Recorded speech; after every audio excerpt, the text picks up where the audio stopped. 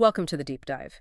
Today we've got a stack of research that forces us to compare two athletes who really, on the surface, could not seem more different. Not at all.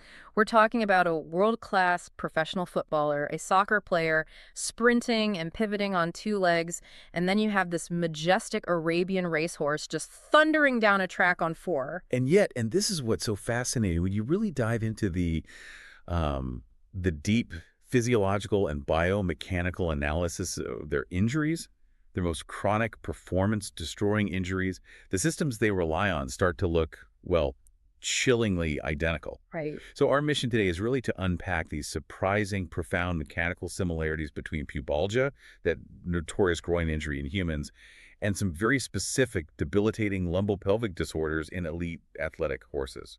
And we're drawing heavily on some really unique cross-species observations here. Experts like Berger de Fémynie, who's worked with a retired Arabian racehorse named Gandour, well, it really forms the bedrock of this whole study. It really does. And here's the hook, the thing that grabbed me right away. Whether you are a biped or a quadruped, you share this one fundamental mechanical truth. Your peak, your most explosive performance, is entirely dependent on the quiet, harmonious stability of your pelvis. Absolutely. Yeah. Gandour's story and all the research that came from it really emphasizes that the pelvic region acts as what they call a carrefour. A crossroads. A literal crossroads, yeah. You should think of it as the ultimate traffic control center for the body.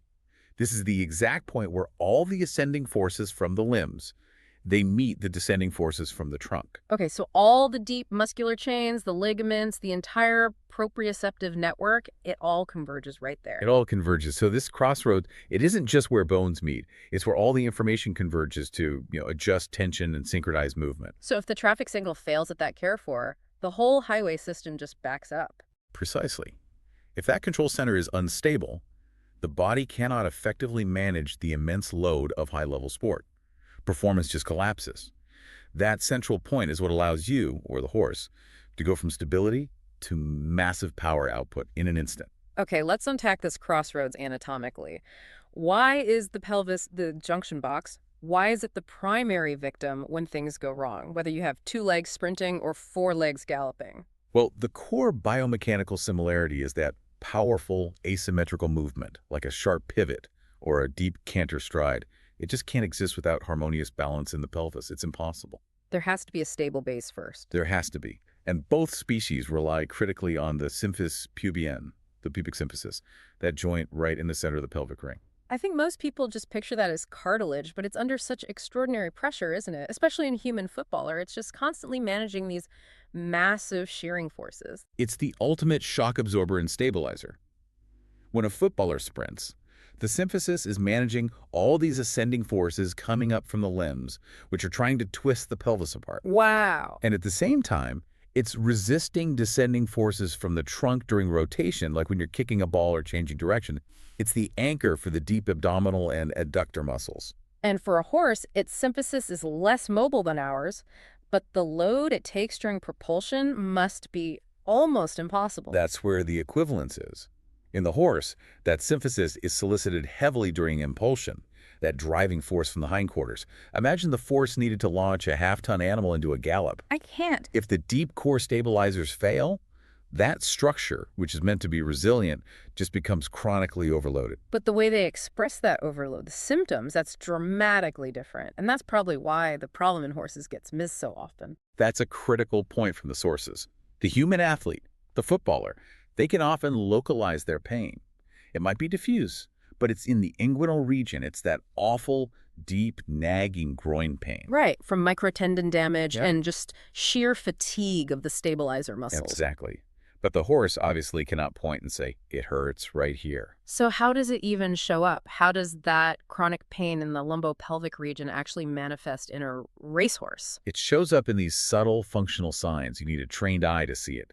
Instead of verbalizing pain, you'll see a shifting or an asymmetrical movement of the croup, their hindquarters, Okay. or maybe an uneven engagement of the hog limbs. Crucially, they might show signs of lumbar crispation, which is a stiffening or bracing of their low back. They really struggle with smooth gait transitions. So whether it's agonizing human pain or a horse refusing to engage a gait, these are just the final warning signs. They're signaling the same core issue. A rupture in the myofascial chain and altered motor control. Exactly right. And when we talk about the myofascial chain, we mean that whole interconnected web of muscle and fascia. The body is supposed to be one synchronized unit.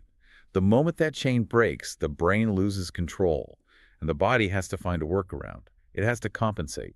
Which brings us perfectly to the root cause. Posture. If the symptoms are just the final warning light, then the failure has to start much earlier. Often with what the sources call postural failure. Let's dive into that silent language. Posture is the body's autobiography. It tells its mechanical history. For footballers, one of the most common issues leading to pubalgia is excessive pelvic anteversion. That forward tilt of the pelvis. That's significant forward tilt, yeah. Or, on the flip side, a profound lack of tone in the transverse abdominis, which is the deepest of the core muscles. So that constant tilt, or just the lack of core engagement, it means the pelvis is never in a neutral position. It's not ready to absorb shock properly. It creates this continuous asymmetric tension. The area stops being a point of dynamic equilibrium and instead becomes a point of continuous friction and shearing. It guarantees overload every single time the athlete pushes off. And for the horse, it can't be anteversion exactly, but how does their postural failure show up? For them, it's often an unequal load distribution, literally collapsing onto one side of the hindquarters. You see poor synchronization between the diaphragm, the psoas, and the deep abdominals. And the diaphragm is key for core stability, right? It's essential. When the diaphragm isn't firing correctly, the horse can't manage the impulse from its hind legs efficiently.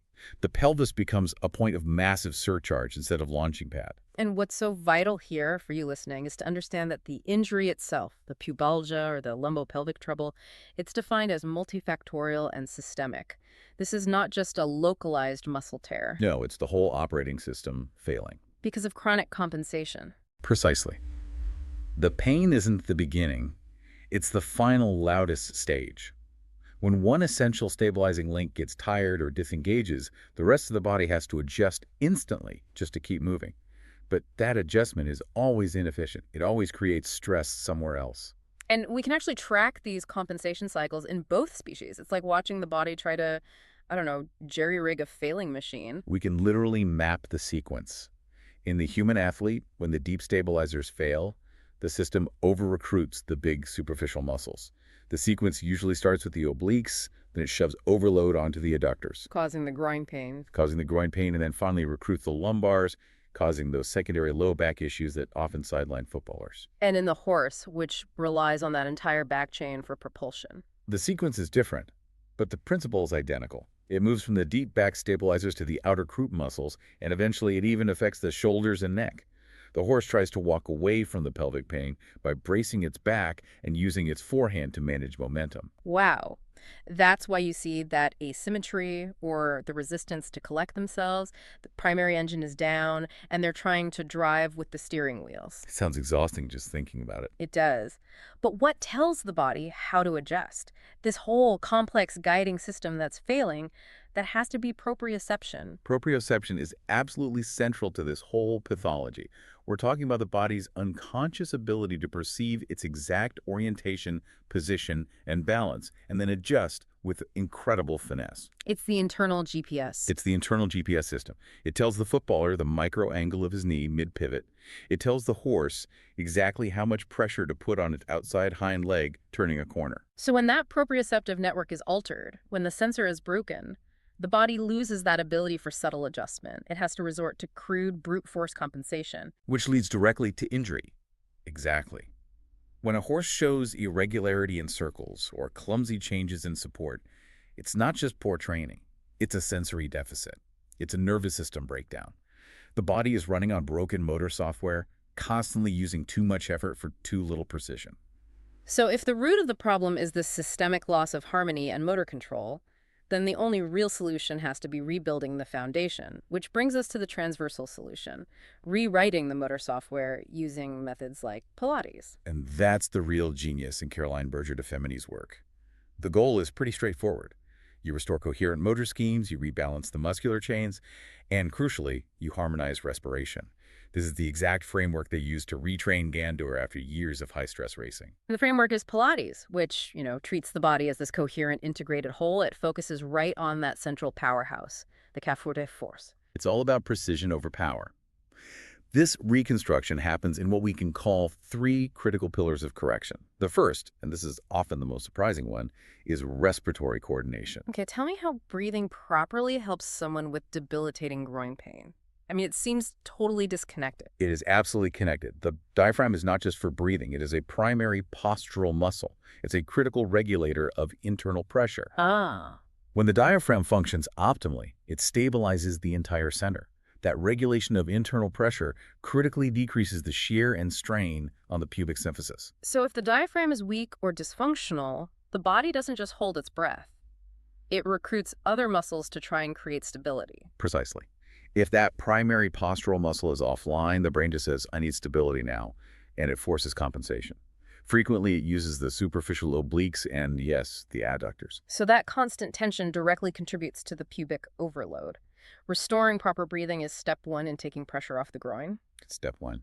Pillar two, then, is deep muscle activation. Reactivating those fundamental involuntary stabilizers. The transverse abdominis, the pelvic floor, the multifidus muscles along the spine. These muscles should fire before any large movement even begins. They provide the stable platform. A lot of high-level athletes who are used to generating massive external force, they often forget how to even recruit these deep precision muscles. They have to relearn how to find them. They do. And finally, pillar three is chain reconstruction. The final integration. Yes, rebuilding that fluid, seamless connection between the pelvis, the trunk, and the limbs. With a human athlete, this means restoring full functional movement patterns that demand stability under load, like a quick lateral shuffle. But this is where the training diverges completely, right? A Yeah. human can do a plank. Yeah. A horse cannot do a reformer exercise. So how are these deep core Pilates principles adapted for a horse? This is the most fascinating part of the application. Since we can't ask the horse for voluntary contraction, the principles are applied reflexively. You have to basically trick the nervous system into achieving deep stabilization. What does that look like? It involves targeted gentle work. Things like exercises on unstable surfaces, foam pads, or slightly uneven ground, which forces the horse's body to make these constant, tiny automatic adjustments to stay balanced. Okay. It also involves tactile stimulation and gentle mobilization around the pelvis to stimulate those proprioceptive pathways and increase sensory feedback to the brain. So you are basically forcing the horse to use its proprioceptive system and its transverse abdominis to stabilize itself constantly. But the horse doesn't even know it's doing core work. Exactly. It's